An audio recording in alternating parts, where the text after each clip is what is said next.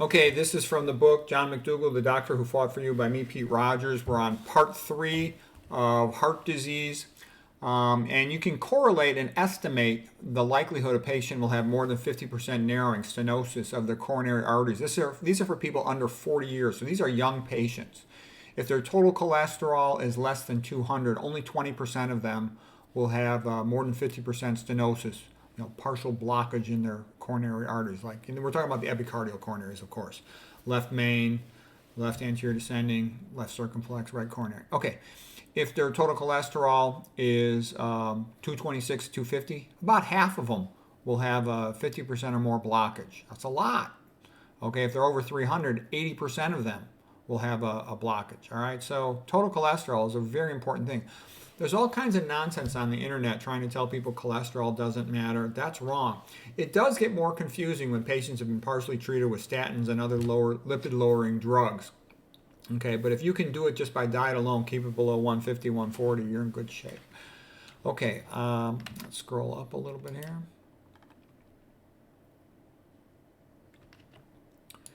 To convert total cholesterol from milligrams per deciliter to IU, you can divide by 38. Okay, elevated blood cholesterol is a risk factor, not a disease. You can get a blood test for total cholesterol for only about $10.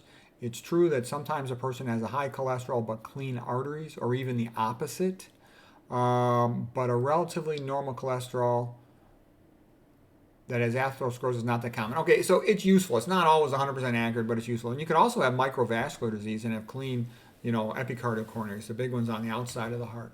The clinical goal is to get your total cholesterol below 150 because persons below 150 have a very low incidence of coronary artery disease. To be below 150 is the ideal level of total blood cholesterol, and he would go by total blood cholesterol.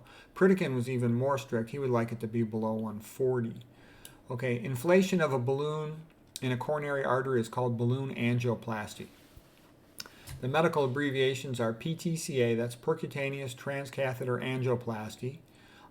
Some would use the abbreviation POBA, plain old balloon angioplasty. I can tell you most of the time nowadays they call it PCI, percutaneous coronary intervention, and that usually means a stent. Okay, coronary artery balloon angioplasty was invented by Andreas Roland Grünzig, a German doctor.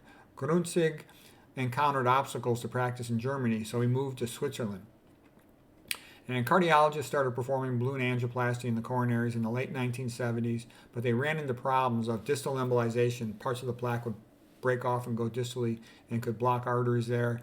You could potentially break the arterial wall. I had a relative, one of my uncles, who died from a coronary artery dissection during a cardiac cath, a routine diagnostic cath. So it's a serious thing. The embolized pieces of plaque can float distally and include arteries.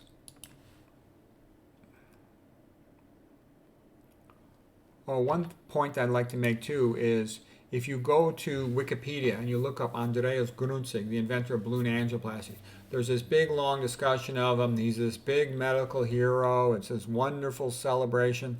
But the reality is balloon angioplasty and stenting doesn't increase longevity at all, like a big zero. On the other hand, low-fat vegan diet has dramatic improvement in treatment of coronary arteries, but you won't see all this laudatory praise. In Wikipedia, they slander Dr. McDougall, okay? And they very often slander anybody who's not selling drugs or surgeries, things that make money for the establishment, conventional medicine.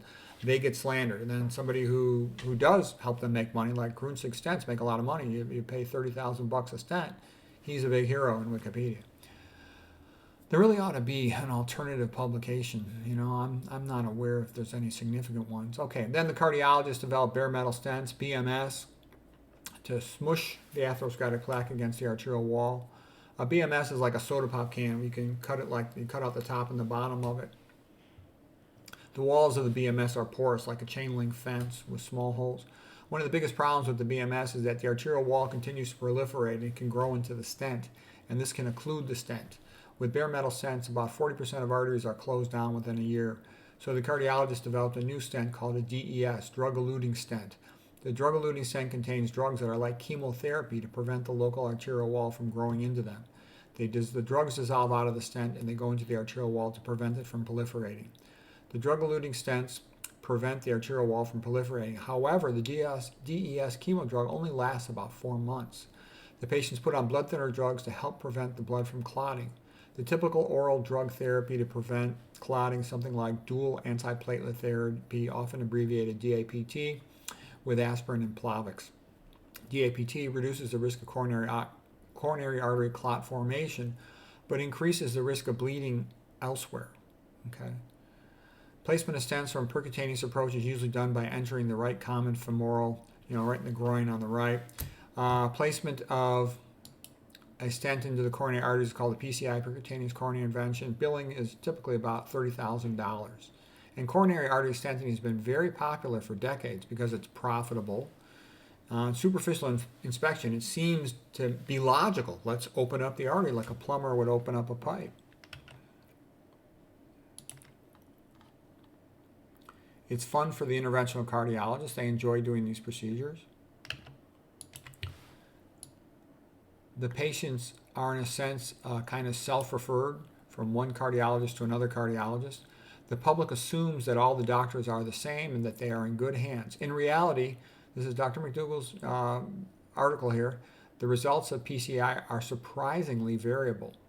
From the Journal of Circulation, 1983, an official journal of the American Heart Association, coronary arteriography and coronary artery bypass surgery, morbidity and mortality in patients 65 and older.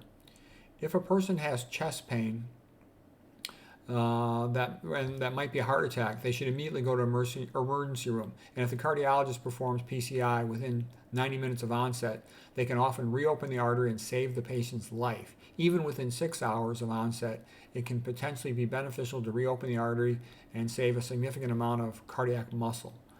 The problem with coronary artery stents is that they don't work well for the much more common problem of cardiac angina with coronary artery atherosclerotic stenosis.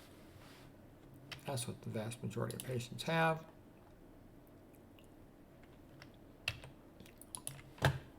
Journal of the American College of Cardiology, successful recanalization of native coronary artery total occlusions is not associated with improved long-term survival.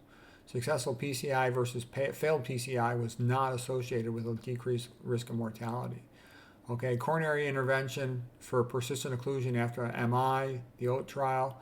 PCI did not reduce the risk of occurrence of death, reinfarction, or heart failure, and there was a trend towards excess reinfarction in 4 years followed. So what this is Mcdougall's collected the papers, and what he's showing you is that stenting really doesn't make much difference, okay? It's not going to make you live longer other than in the setting of an acute myocardial infarction. So what I'm trying to say here is, do you understand this? It's kind of a big joke. All you got to do is eat a low-fat plant-based diet, and you don't get all this crap. You don't have to go through this stuff, okay? But if you don't, you get a stent for $30,000, and then you're still going to have to take all these blood thinner medications, and it doesn't increase your life at all. So why would you go down that route? It's a stupid thing to do. Okay, continuing. Percutaneous coronary intervention versus optimal medical therapy, systematic review, 7,100 patients. PCI compared with OMT, optimal medical therapy, showed that PCI did not reduce the risk of mortality, cardiovascular death, non-fatal myocardial infarction. So I think that's funny, optimal medical therapy. When they say optimal medical therapy, they just mean drugs. They don't mean diet. So optimal medical therapy is also a joke. So what they're basically saying is they're equally crappy, optimal medical therapy and percutaneous coronary intervention. Okay, now we're going to talk about CABG. CABG means coronary artery bypass graft. It's open heart surgery for treatment of atherosclerosis in the arteries of the heart. CABG is an absolute failure. Mcdougall's words, it's an absolute failure because it treats the wrong lesion. CABG treats the hard, fibrous, non-lethal plaques or scars, which never kill you. The cardiologists and the cardiac surgeons cannot see the tiny, volatile plaques, pustules, that eventually rupture and kill the heart muscle. The culprit lesions, the ones that might actually progress to occlude a coronary artery, are left untouched.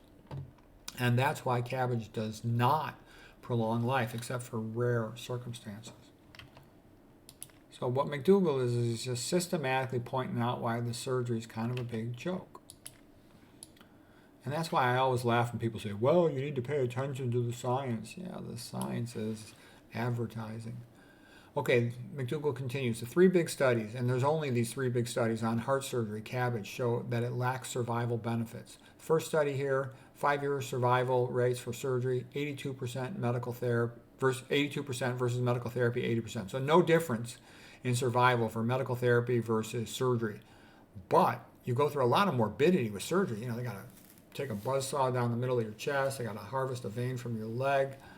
It's no fun. They got to take the lima to the LAD, left internal mammary artery, to the left anterior descending artery. It's a big deal. Okay, the CAS study. CAS study is 5-year survival for surgery is 95%. Now that's pretty good. For medical therapy, 92%. And one must remember that the surgery comes with great financial cost, pain, suffering, risk of complications, and death. Okay, so the bottom line, the point of all this was no significant benefit from open heart surgery or stenting for increased longevity, duration of life.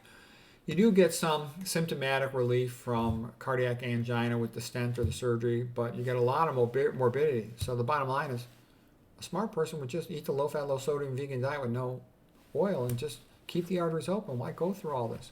Okay, we'll end it there for part 3. Well, next one we'll do part 4 on heart disease.